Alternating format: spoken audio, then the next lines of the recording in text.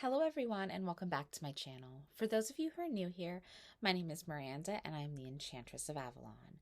For this week's Fairy Friday video, I have decided that I will be discussing a little bit of a different fairy topic, and that is the more dangerous side of the Fae. The Fae are beings that should be respected, and as such, if they're disrespected, they can become dangerous. And while part of this danger and folkloric standpoint is because of the association with the Fae folk being possibly demonic in a lot of the earlier Christian churches' interpretations of them and their desires to break people away from fairy faith practices and pagan practices, there is truth that they are dangerous at times. And I'm going to go over a few different ways that the Fae can be dangerous. Not going to go really deep into any of them, but I will link some blog posts down in the description box below, as I always do. And I also will probably reference some stuff found in books like A New Dictionary of Fairies, a 21st century exploration of Celtic and related Western European fairies by Morgan Damler. And this is Fairies, A Dangerous History by Richard Sugg. It's another really good source. This one's a bit more academic scholastic. This one crosses over between academic scholastic and pagan. It's very well done. So, how are fairies perceived to be possibly demonic? Well, there are some variations of fairy lore that state that their origins came from fallen angels. The angels that fell after Lucifer's war in heaven. Some of the angels fell and they went into hell and became demons, and there were other ones that fell and stayed on earth. They became the Fae folk. Yeah. And there's another biblical interpretation of the fairies, which say that they were the children of Adam and Eve that were hidden by Eve when God came to visit, and because she was so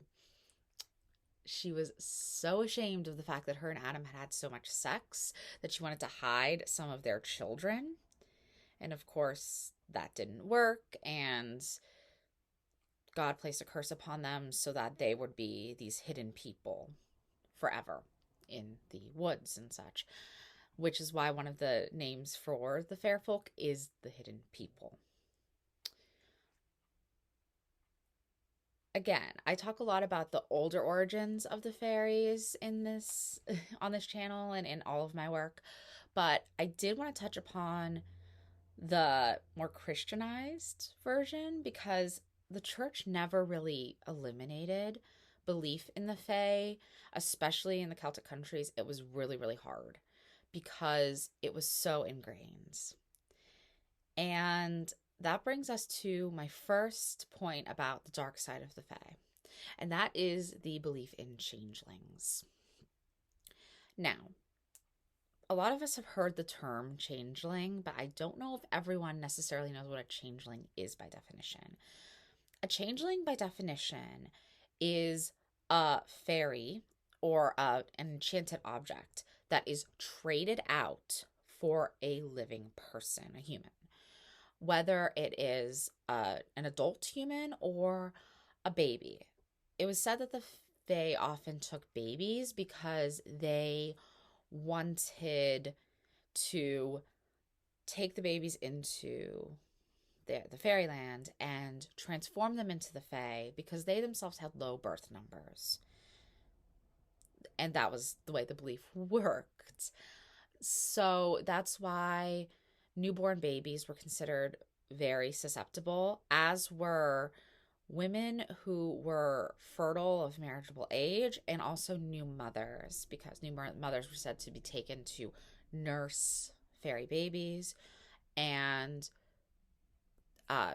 young women of marriageable age were sometimes taken to be married off to fairy men. And this, of course, does lend itself to all of the beliefs of the faithful intermarrying with humans and why so many humans today could be said to have fairy bloodlines, especially if you have any Irish ancestry. There's a huge connection where there's a belief that a lot of people of Irish ancestry have some fairy blood in them. Although it's true of Welsh and British and all sorts of other Scottish, any kind of Celtic lineage. But there's that big connect with a lot of Irish people claiming descent from the Fae. Now, on the face of it, this doesn't seem to be too dangerous. Okay, so they've switched someone out. That's not great, but why is it dangerous?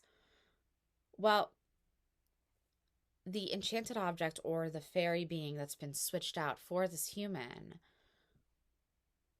was thought to, if they stayed on the mortal plane, prevent the human from ever returning. And this belief was held very strong and very potently well into the 19th century, which brings us to the one very real case I want to bring up in this whole video. And that is the tragedy of the burning of Bridget Cleary. Bridget Cleary was a woman in Ireland in the 1890s who was burned to death because of the belief that she was a changeling.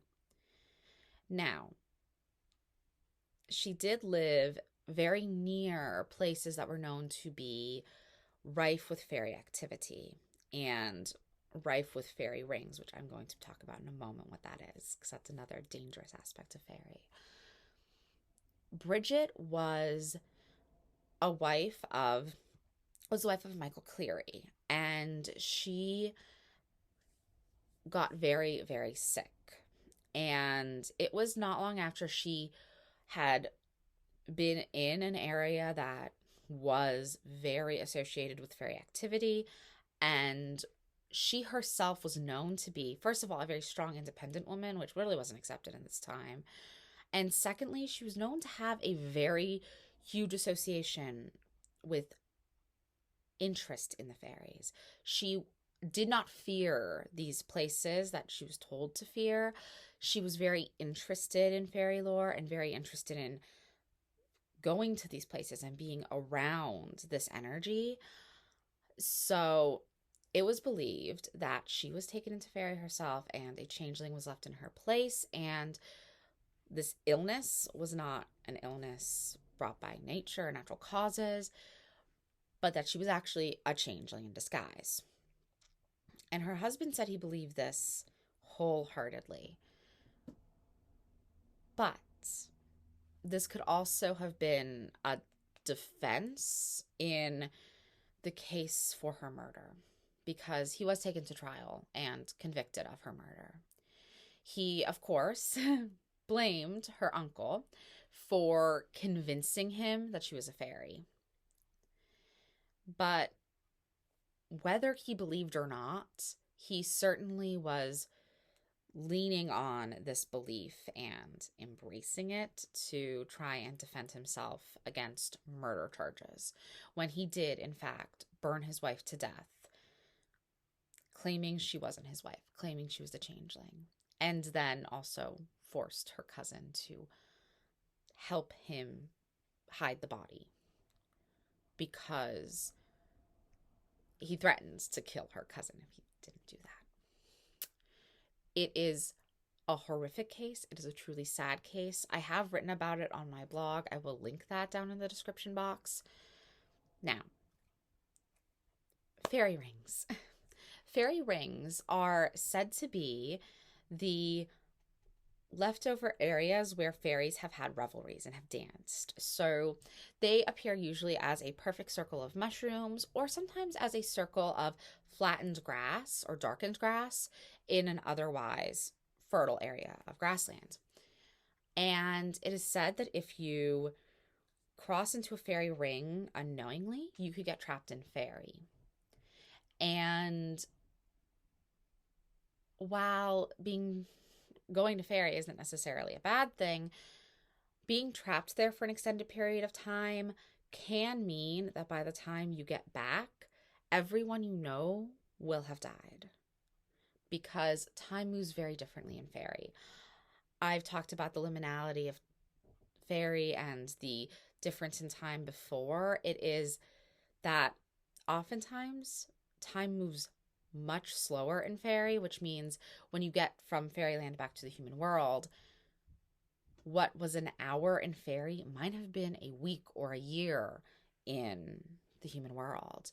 What is a few days in Faery could be centuries in the human world. So a lot of times when people come back, they come back to a world they didn't know anymore. All of their loved ones are gone. So that is considered very, very dangerous, as is, as I said, people being taken into Faery for various reasons. This was feared. People did put up protections because of this. But even in a climate where the Fae folk were feared, they were still revered and respected, because the Fae also could gift you with things. And we see this in things like the Ballad of Thomas the Rhymer or True Thomas. He was gifted with prophecy and with creative inspiration after spending 7 years with the Fairy Queen. In most versions, it's 7 years.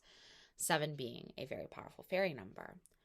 And the Lenan Shi, for as tragic the end as a lot of people who are associated with these fairy lovers, ends because they wither away when their lover has left them. When the Lenan Shi leaves her lover, it's usually a case of him withering away and dying.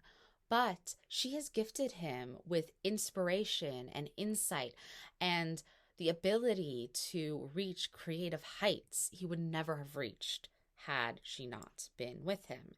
She does act as a muse-like spirit in that way. And then the other classic fairy gift is the sight, which is the ability to see and commune with the fairy beings. But again, I'm stressing respect. This is all about respect and discretion. If you have the sight and you are having interactions with the Fae, explaining your interactions in detail isn't a good idea. You want to have respect and discretion and keep some of that stuff secret. It's one thing to say you have the sight. It's another thing to detail everything that has happened between you and a member of the fair folk. That would be disrespectful. Remember, the Fae have a different moral code than humans. And I just want to finish off this video by saying that even with the more dangerous side of the Fae, it doesn't mean there isn't that balance with the lighter side. And even, as I said, the old folklore of the Fae, where they were feared, they were also revered and honored, because as much as they could be a danger, they could also truly give you numerous blessings. And I do hope that you enjoyed this video. If you have, please like, comment, subscribe. Check out my blog, whiteroseofbabylon.life, and I will link my Discord server in the description box below, as I always do, if you want to join in the discussion a little bit more deeply. Have a very fabulous Fairy Friday, everyone. Bye.